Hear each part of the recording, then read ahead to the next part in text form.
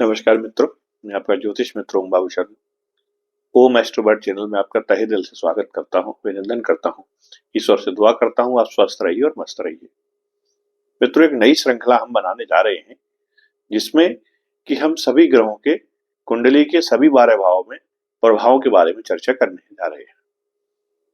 इससे पहली वीडियो में हमने सूर्य के ऊपर एक वीडियो बनाया, उसमें चर्चा की कि कुंडली के 12 भाव में सूर्य अपना किस प्रकार से प्रभाव देते हैं।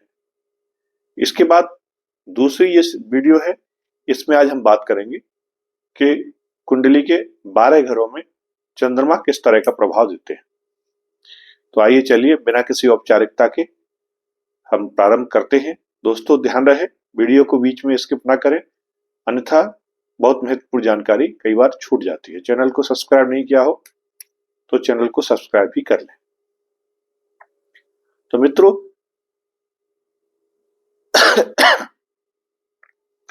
हमारा जो हॉरोस्कोप है, हमारी जो कुंडली है, इसमें 12 भाव होते हैं और पहला भाव इसमें लग्न भाव कहलाता है। जब लग्न में चंद्रमा बैठते हैं तो बहुत ही हमको कूल बनाते हैं, कूल माइंड बनाते हैं ना, शांत मन होता है हमारा, बहुत अच्छे अच्छे थॉट प्रोसेस हमारे अंदर आते हैं, पॉजिटिव रहते हैं हमेशा और खुश मिजाज रहते हैं ऐसा व्यक्ति। और दिखने में चेहरा गोल रहता है, थोड़ा सा लालिमा लिए हुए चेहरा रहता है और ये लोग हमेशा खुश रहते हैं, एनर्जी से भरपूर रहते हैं, लोगों की केयर टेकर होते हैं, लोगों के लिए बहुत हम्बल होते हैं और सदैव तत्पर रहते हैं सहायता करने के लिए। ये पहले घर के चंद्रमा की खूबियां होती है। वहीं अगर चंद्रमा दूसरे भाव में हो तो दूसरा भाव कुंडली का धन भाव कहलाता है। दोस्तों, यदि धन भाव में चंद्रमा बैठे होते हैं तो व्यक्ति कहीं ना कहीं पैसे के लिए बहुत अट्रैक्ट होता है। चंद्रमा के साथ क्या खासियत है दोस्तों, ज्योतिष में चंद्रमा को मन का कारक माना गया है और माता का कारक माना गया है। जैविक संबंधों में देखें तो माता का कारक माना गया है और द्रव्य के रूप में देखें चंद्रमा को तो लिक्विड या पैसा, मनी, पानी, शरीर का रक्त वगैरह वगैरह, ये सब लिक्विड जो प्रोफाइल है वो सारी चंद्रमा की रहती है। तो सेकंड हाउस में जब चंद्रमा बैठते हैं तो चूंकि धन संचय का भाव है, कुटुंब का भाव है, वाणी का भाव है, स्वाद खाने पीने का भाव है, तो ऐसा व्यक्ति बहुत ही खाने पीने का शौकीन होता है। रेस्टोरेंट वगैरह चलाने में इसका जो है कैरियर अच्छा बनता है और ये कुटुंब परिवार को लेकर चलने वाला होता है। कुटुंब परिवार में इसका बहुत प्रेम होता है लोगों के साथ और पैसा कमाने की बहुत चाहत रहती है इनके अंदर। आप देखना जिनके सेकंड हाउस में चंद्रमा, क्योंकि यहाँ चंद्रमा उच्च के भी होते हैं, सेकंड हाउस में चंद्रमा उच्च के होते हैं। ऐसा माना जाता है कि चंद्रमा की 27 पत्नियां थी और 27 पत्नियों में रोहिणी जो इनकी पत्नी है, जो कि दूसरे भाव में पड़ती है, उसकी राशि, उसका नक्षत्र जो पड़ता है उसकी राशि वृषभ राशि में आता है ये नक्षत्र, रोहिणी नक्षत्र। तो इसीलिए सेकंड हाउस रोहिणी जो थी वो चंद्रमा को अति प्रिय थी, इसीलिए सेकंड हाउस में चंद्रमा उच्च के माने जाते हैं और वही अष्टम हाउस में ये नीच के हो जाते हैं। तो सेकंड हाउस के चंद्रमा जहां आपको कुटुंब परिवार के साथ बहुत अच्छे रिलेशन मेंटेन करवाते हैं, वहीं आपको धन संचय भी करवाते हैं और इसके साथ साथ आपको वाणी में मधुर बनाते हैं। आपकी वाणी दूसरों को लुभाने वाली होती है, ऐसी वाणी आपको देते हैं और खाने पीने के आप बहुत शौकीन होते हैं। यही चंद्रमा यदि थर्ड हाउस में बैठे होते हैं दोस्तों, तो तीसरा जो घर होता है वो पराक्रम का घर है। वहां से हम ट्रांसपोर्टेशन भी देखते हैं, छोटी मोटी यात्राएं देखते हैं, ऑनलाइन के सारे काम देखते हैं। तो जब चंद्रमा थर्ड हाउस में बैठते हैं तो हमारा मन इस तरह के कामों को करने का करता है, पर्दे पर रहने का करता है कि लोग हमको जाने, हमको देखें। हम एक अच्छे एंकर बनना चाहते हैं, हम एक अच्छे पत्रकार बनना चाहते हैं, हमें यात्राएं करना बहुत पसंद होता है। इसी के साथ साथ ऐसे व्यक्ति ट्रांसपोर्ट के क्षेत्र में भी बहुत आगे जाते हैं, पत्रकारिता के क्षेत्र में भी बहुत सफल होते हैं। थर्ड हाउस का जो चंद्रमा होता है, छोटे भाई बहन से भी इनका बड़ा स्नेह रहता, बड़ा प्रेम रहता है। और चूंकि यहाँ से जब बैठते हैं थर्ड हाउस में तो दृष्टि जाती है नाइन्थ हाउस पर, तो कहीं ना कहीं भाग्य को भी हमारे को जागृत करने का काम चंद्रमा करते हैं। इसी प्रकार से कुंडली के जब चौथे हाउस में चंद्रमा आते हैं तो चौथा घर चंद्रमा का अपना घर माना जाता है। जैसा मैंने आपको बताया कि पाराशरी ज्योतिष में जैविक संबंधों में चंद्रमा को माता से जोड़ा गया है। तो चौथा घर है जो सुख भाव है, भूमि, भवन, वाहन और सुख और माता, ये हम फोर्थ हाउस से देखते हैं। तो फोर्थ हाउस में चंद्रमा जब बैठते हैं तो हमको घर का सुख देते हैं, माँ का सुख देते हैं, भूमि यानी खेतीबाड़ी भी हमको मिलती है और अपना खुद का मकान होता है। और माँ के साथ इनकी बहुत अच्छी ट्यूनिंग होती है, बहुत अच्छा लगा होता है।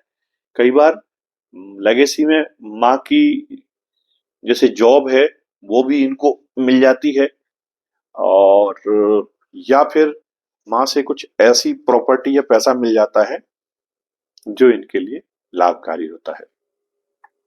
तो इस प्रकार से चौथे हाउस में बैठे हुए चंद्रमा हमारे 10th हाउस को भी देखते हैं। तो जो हमारा कार्य क्षेत्र है, कर्म भूमि है, वहां भी हमको बेनिफिट्स दिलवाते हैं, लाइजनिंग हमारी बहुत अच्छी होती है। इसी प्रकार से 5th हाउस में जब चंद्रमा बैठते हैं तो पांचवा घर संतान सुख का होता है, हमारे प्रेम का होता है, पूर्व जन्म के ज्ञान का भी होता है, पूर्व जन्म के कर्मों का भी होता है, प्रेम का भी घर होता है ना।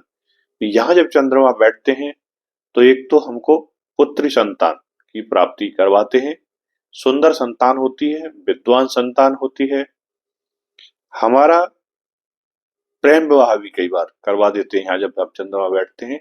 और ललित कलाओं के प्रति हमारा ज्ञान बहुत अच्छा होता है। जो भी क्राफ्ट वर्क है, जो चाहे वो चित्रकारी हो, चाहे वो डेकोरेशन हो या संगीत हो, इन सब में हमारी बहुत रुचि होती है और अच्छी नॉलेज होती है। यही चंद्रमा यदि छठे घर में बैठते हैं दोस्तों तो 6, 8, 12 का चंद्रमा अच्छा नहीं माना गया है, क्योंकि ये सॉफ्ट प्लानिट है और सॉफ्ट प्लानिट तो छठवा घर अच्छा घर नहीं होता, ये पाप ग्रह होते हैं। तो यहाँ चंद्रमा की एनर्जी थोड़ी डाउन होती है। ये घर प्रतिस्पर्धा का भी हाउस है, रोग रिपु ऋण का भी घर है। तो यहाँ यदि चंद्रमा बैठते हैं तो कई बार जातक के ऊपर कर्ज हो जाता है, जातक बेवजह की लिटिगेशन में उलझ जाता है, माने वाद विवाद में फंस जाता है, कोर्ट कचहरी के मामले में उलझ जाता है, और छोटी मोटी बीमारियां भी इनको हो जाती हैं। बहुत जल्दी ये प्रभावित होते हैं जब मौसम बदलता है। ये लग्न में भी जब चंद्रमा होता है वहां भी ये इफेक्ट देखने को मिलते हैं। चंद्रमा क्या है दोस्तों, शुक्ल पक्ष और कृष्ण पक्ष, ये दोनों में अलग अलग रिएक्शन देता है। शुक्ल पक्ष का जो चंद्रमा होता है वो स्ट्रॉन्ग चंद्रमा कहलाता है, और जो कृष्ण पक्ष का चंद्रमा होता है वो कमजोर कहलाता है या पापी कहलाता है। ठीक है। तो अष्टम हाउस में और छठवें छठवें घर में और 12वें घर में यदि कृष्ण पक्ष का चंद्रमा बैठा हुआ है तब तो ठीक है कि पापी पापी मिल गए, तो माइनस माइनस प्लस हो जाता है। लेकिन वही अगर शुक्ल पक्ष का चंद्रमा बैठा हुआ है, मजबूत चंद्रमा बैठा है, तो वो कई बार यहाँ हमको ठीक से परिणाम नहीं दे पाता है। और ऐसा व्यक्ति जॉब के लिए पूरे जीवन ट्राई करता रहता है, एक जॉब करता है तो छूटता है, दूसरा करता है, कुल मिला के वो स्ट्रगल उसके लिए बना ही रहता है। इसी प्रकार से सप्तम हाउस में जब चंद्रमा आते हैं 7th हाउस में, तो ये व्यापार का घर है, जनता का घर है, साथ ही साथ हमारे पार्टनर का भी हाउस है। यहाँ जब चंद्रमा बैठते हैं तो हमारा जो दाम्पत्य है वो, क्योंकि लग्न को देखते हैं, तो दाम्पत्य को कूल बनाते हैं, हमारे रिलेशन को ठीक बनाते हैं, धन के प्रवाह को भी अच्छा करते हैं। इसके साथ साथ जनता में हमारी जो छवि है वो मृदुल छवि बनाते हैं। हमारी जो पहचान है वो एक मृदभाषी व्यक्ति के रूप में होती है, क्योंकि कहीं ना कहीं हमारी पर्सनैलिटी इससे प्रभावित होती ही होती है। ऐसे ही दोस्तों, जब चंद्रमा अष्टम भाव में जाते हैं यानी वृश्चिक राशि में जाते हैं, तो यहाँ चंद्रमा नीच के हो जाते हैं, क्योंकि ये एक तो अंधेरा घर है, इसको समुद्र का घर कहते हैं, पाताल लोक का घर कहते हैं। तो अंधेरे में चंद्रमा जाता है, क्योंकि आपको पता है कि चंद्रमा सूर्य की रोशनी से प्रकाशित होता है, तो जब इस घर में जाता है तो एक तरह से ग्रहण लग जाता है उसको। तो ऐसा व्यक्ति बहुत डीप थिंकर बन जाता है। ये लोग कई बार डिप्रेशन में जाते हैं, और ये चंद्रमा व्यक्ति को मन से विकृति मन में ला देता है। ऐसा व्यक्ति बहुत बेवजह की चिंताएं करता है, नर्वस होता है, नेगेटिव थॉट्स बहुत आते हैं 8th हाउस के चंद्रमा के साथ। यदि ऐसा व्यक्ति कोई रिसर्च वर्क करे या कोई शोध करे या ज्योतिष या इससे रिलेटेड तंत्र मंत्र से रिलेटेड कोई काम करता है, उसके लिए अच्छा होता है। ससुराल पक्ष से भी कई बार रिलेशन खराब हो जाते हैं यहाँ बैठे हुए चंद्रमा से। इसी प्रकार से 9th हाउस में जब चंद्रमा जाते हैं, तो चूंकि भाग्य भाव है, और भाग्य भाव में चंद्रमा जब जाते हैं तो हमारे भाग्य को जागृत करते हैं। विदेश यात्रा भी हमको कराते हैं कई बार। पिताजी से भी हमको सहयोग मिलता है। पिताजी के सानिध्य में हम आगे बढ़ते हैं, और इसके साथ साथ सेवा कार्यों में भी हमको मौका मिलता है, सरकारी सर्विस में, सेवा में। ये 9th हाउस के चंद्रमा हमको देते हैं। वहीं यदि चंद्रमा 10th हाउस में पहुंच जाते हैं, तो हमारा जो कार्य क्षेत्र, कर्म क्षेत्र है, वहां हमको सहयोग करते हैं।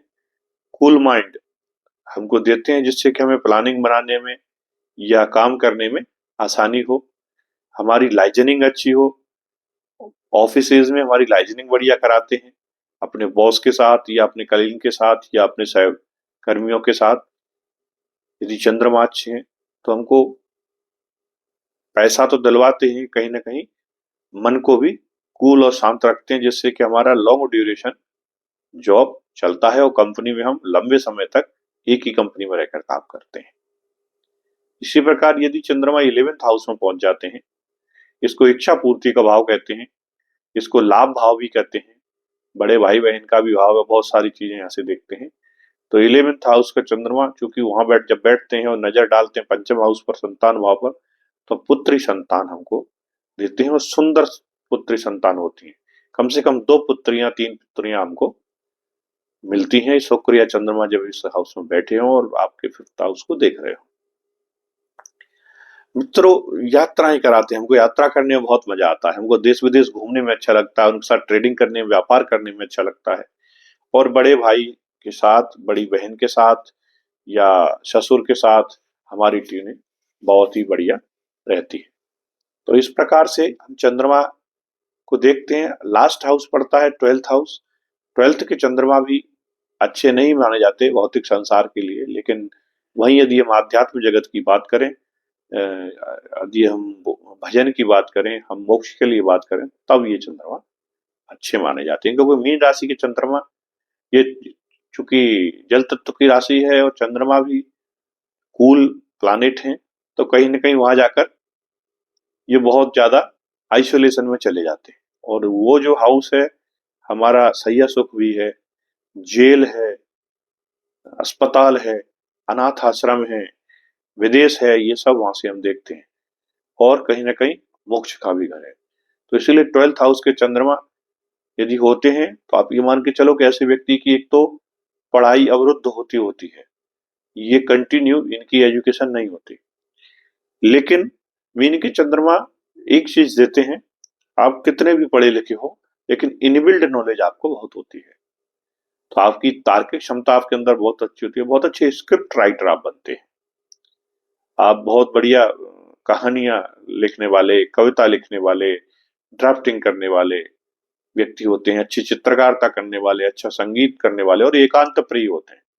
ऐसे लोगों को वाटर बॉडी के पास रहना बहुत पसंद होता है। कोई नदी है, कोई तालाब है या समुद्र है, उसके किनारे ये लोग अक्सर अपने आप को, या पहाड़ों में जो प्राकृतिक सौंदर्य है उसके साथ, ये अपने आप को बहुत कंफर्ट फील करते हैं। तो इस प्रकार से चंद्रमा के हम 12 घरों में स्वभाव को समझते हैं और देखते हैं, और व्यक्ति जहाँ चंद्रमा बैठता है उस भाव से संबंधित कार्यों को करने का हमारा मन करता है, और यदि वो कार्य हम करते हैं तो जीवन में हम सफल भी होते हैं, पैसे भी कमाते हैं और साथ साथ सुकून भी पाते हैं। तो मेरा सभी ज्योतिष मित्रों से आग्रह है, अपना होरोस्कोप देखिए और देखिए आपके चंद्रमा कहाँ बैठे हुए हैं। आपका मन उसी हाउस के कार्य करने को करेगा। यदि 10th हाउस में है तो प्रशासनिक सर्विस में आप जाना चाहोगे, 6वें घर में है तो आप मेडिकल में जाना चाहोगे, 12th हाउस में तो आप एनजीओ वगैरह में, अनाथ आश्रम, इन सब में काम करना चाहोगे, सामाजिक सेवा करना चाहोगे, नर्सिंग का काम करना चाहोगे। 2nd हाउस में तो आपको रेस्टोरेंट का काम पसंद आएगा, डेयरी का काम अच्छा लगेगा, सजावट का जो का सामान होता है, लेडीज वेस्ट सामान जो होता है उसका काम करने का करेगा। 3rd हाउस में तो आपको, जैसे मैंने बताया, मीडिया के लिए आप, और आप लाइट में, पर्दे में रहना, कैमरे के सामने आपको रहना अच्छा लगेगा। अच्छे स्पीकर, अच्छे उद्घोषक, अच्छे कथावाचक आप हो सकते हैं। तो ओवरऑल इस प्रकार से हम देखते हैं कि चंद्रमा किस घर में बैठे हैं, उस घर के जो कारकत्व हैं, उस कारकत्व से रिलेटेड कामों को करने में हमको बहुत मजा आता है। उम्मीद करता हूं दोस्तों आपको वीडियो अच्छी लगेगी, और यदि आपको पसंद आए तो चैनल को सब्सक्राइब जरूर करें, बेल आइकॉन बटन दबाएं। मिलते हैं फिर अगले वीडियो में अगले विषय के साथ। तब तक के लिए नमस्कार दोस्तों।